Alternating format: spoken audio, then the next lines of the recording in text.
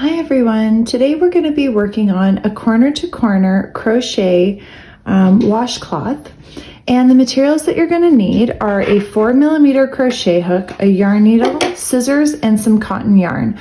The one that I'm using is the Lily Sugar and Cream cotton yarn. That's my favorite one to use. It's 100% cotton. It's definitely what I recommend for any kind of washcloths or any of the face poofs, anything like that. Because as I mentioned, it is 100% cotton, so that is the best material to be using for this kind of a project.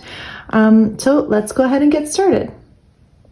All right, so the first thing that you're going to do, and sorry, just before I get started, I do want to note that for those of you who might prefer a written pattern, you can find my written patterns in my Etsy shop. There's a link in the description below. I know a lot of people prefer a written pattern rather than following a video tutorial, or vice versa. I just like to offer both options, just for a preference of how you like to follow patterns, as well as offering a free option through my video tutorial, and rather than the paid written pattern option through my Etsy shop. So it's just something where I'm trying to basically create a situation where everybody can be happy and get everything that they want, however they like to receive their crochet patterns. All right, so let's go ahead and get started. You're going to have to make your starting loop. Just going to wrap the yarn around your finger and let it cross over like this. I just lift up a little bit of the bottom piece there and push a small bit of that top piece through. And go ahead and get that onto your hook. All right. So now we're going to begin by doing a chain of 6. So you're going to yarn over your hook and just pull it right through the loop. Yarn over, pull through. That's 2, 3, 4, 5, and 6.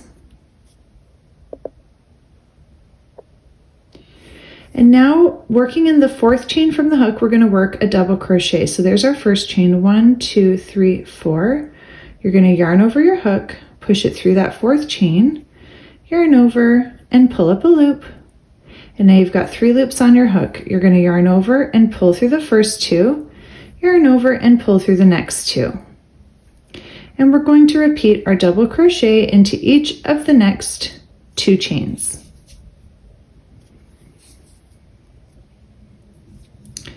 And for those of you who've never done a corner to corner pattern before, it can be a little bit tricky to get the hang of at first, but you'll start to see it take shape and then it'll make much more sense to you. So just taking a look at what we've done so far, we started to work in the 4th chain from the hook. So it created this height, which is going to be acting as a double crochet. So right now, even though we've only worked 3 double crochets, it's as though you have 4, okay? So now we're going to turn our work and we're going to chain 6 again. 1, 2, 3, 4, 5, and 6. And again, we're going to repeat those same steps by working a double crochet in the 4th chain from the hook. 1, 2, 3, 4. You're just going to push that through, yarn over, pull up a loop, pull through the first 2, pull through the next 2. And then we're going to go ahead and do the same thing into each of the next 2 chains. That last one could be a little tricky to see because it's where we turned our work, so it can get a bit twisted. So just make sure that you do have the right amount of double crochets there, 1, 2, 3, and 4. So now we're going to close this up by working a slip stitch around the last post of this group of double crochets. So we're just going to push our hook through and yarn over and pull that loop right through the loops on our hook. We're going to chain 3, 1, 2, 3. And we're going to work 3 double crochets around that same post. 2 and 3. Now we're going to turn our work and we're going to chain 6. 1, 2, 3, 4, 5, and 6. We're going to work a double crochet into the 4th chain from the hook. This is how we're going to start each new row. And we're going going to work a double crochet into each of those next 2 stitches, or chains, pardon me.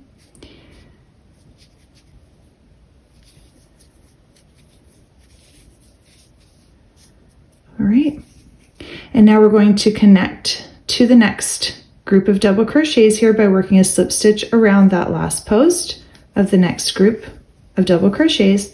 We're going to chain 3, and we're going to work 3 double crochets around that same post. Oops. All right.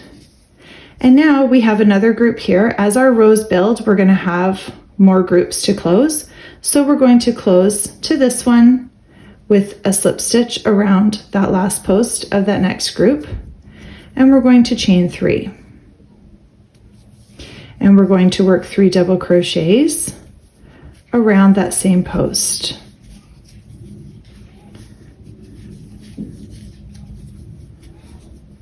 All right.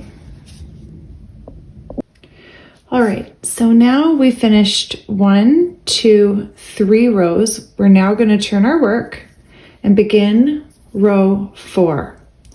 So we're going to chain 6, 1, 2, 3, 4, 5, and 6. And we're going to double crochet into the 4th chain from the hook, 1, 2, 3, 4. And we're going to double crochet once into each of the next 2 chains. Oops.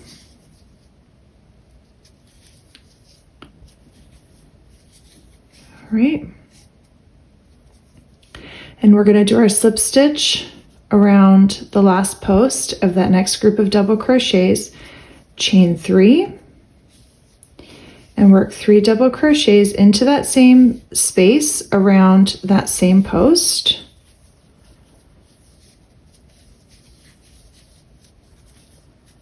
Okay, and we're going to repeat that with this next group of double crochets.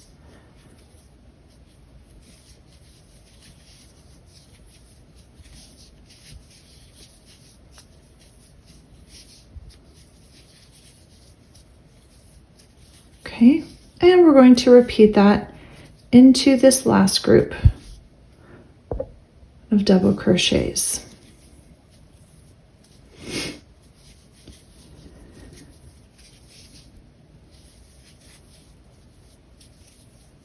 Two and oops, 3.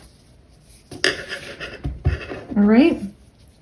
So now we're going to move on to row 5. We're going to turn our work and we're going to start it the same way we've been going with our 6 chains. 1, 2, 3, 4, 5, 6. We're going to double crochet into the 4th chain from the hook. And we're going to double crochet once into each of those next 2 chains.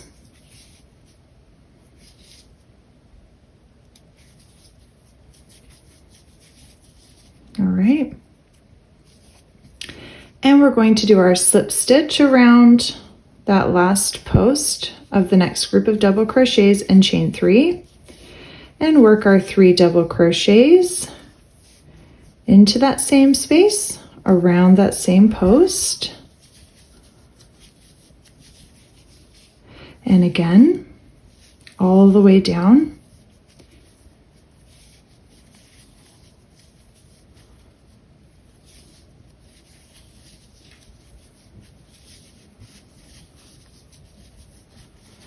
And we're going to be doing that one more time here. I'm going to have a look and see. I think this is where it gets a little bit different at the ending. So I'm going to have a look at my pattern and see if this is where we change up how we end it. Nope, same one. So we're going to do that again one more time.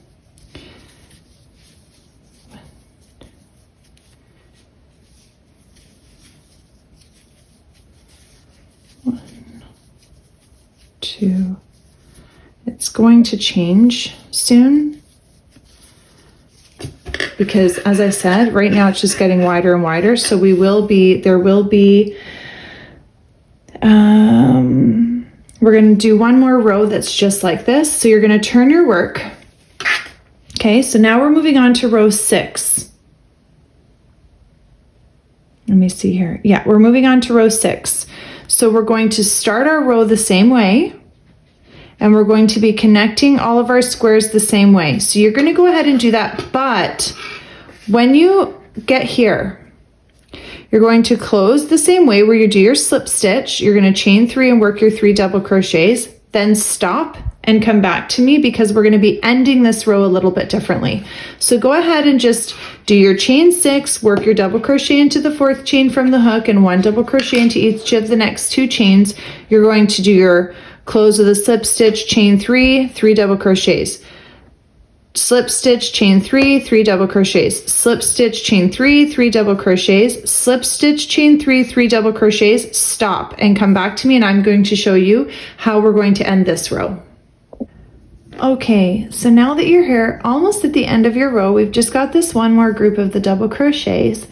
So what we're going to be doing here is we're turning this into a corner now, one of our corners. So we need four corners for our square, and it kind of looks like it's curving. Don't worry, it will take shape. But right now, so we have one corner here. We're about to stop with our expanding here. We're going to create our corner and our edge because we're working, it's a corner to corner, so we need to get up here, and we're just working on a washcloth, so we don't need to keep on going too much. So this is how we're going to end this row to stop expanding on this end. Okay, so we're going to do our slip stitch,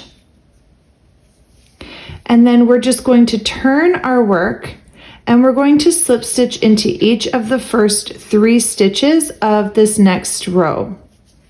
So you're literally just slip stitching your way across.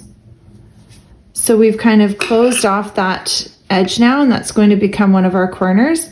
And now here's where we will do our slip stitch into that space around a post and chain 3. And then we're going to work our 3 double crochets.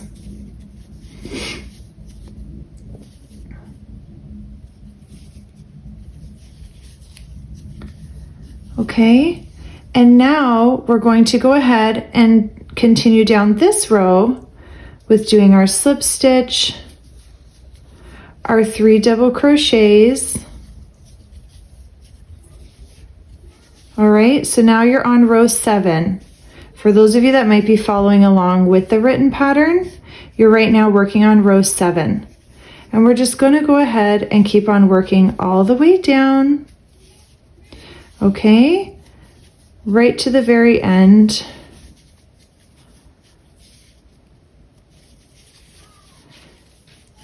All right.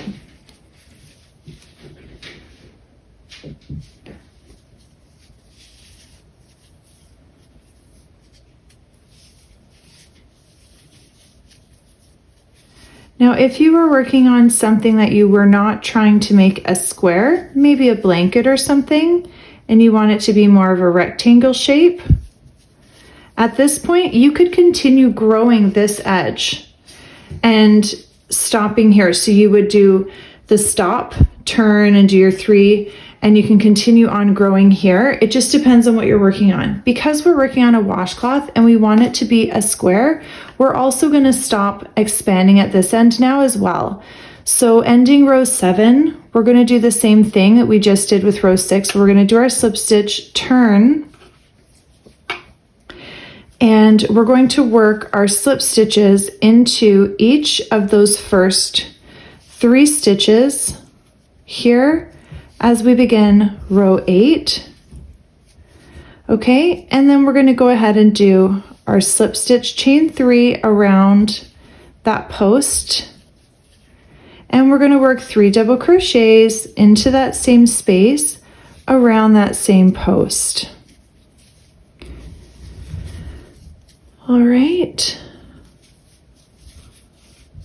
and we're going to go ahead and just keep on doing this all the way. I'm sure that you can start to see it taking shape. It's a pretty great pattern. I really do love a corner to corner. It's probably one of my go-tos for any throw blanket for sure. And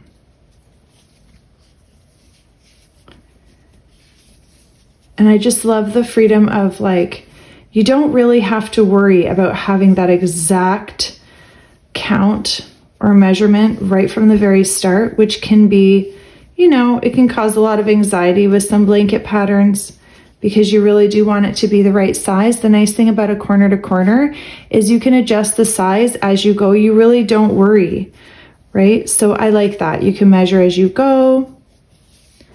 And oh, see, it's very easy to do this as I'm chit-chatting here, right? Because now we've reached our end. So here we go. Ending this row, we're going to do our slip stitch and turn. And we're going to do our slip stitch into each of the first 3 stitches.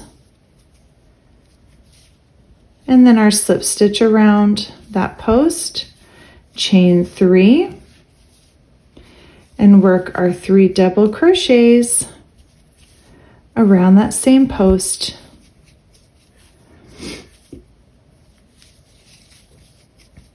Okay. And one more time, because as you can see, we're closing our washcloth here.